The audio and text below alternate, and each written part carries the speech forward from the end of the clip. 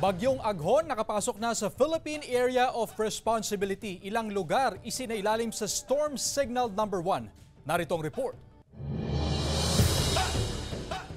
Mga kapuso, isa ng tropical depression ang binabantayang low pressure area. Tinawag itong Bagyong Aghon, ang unang bagyo ngayong 2024.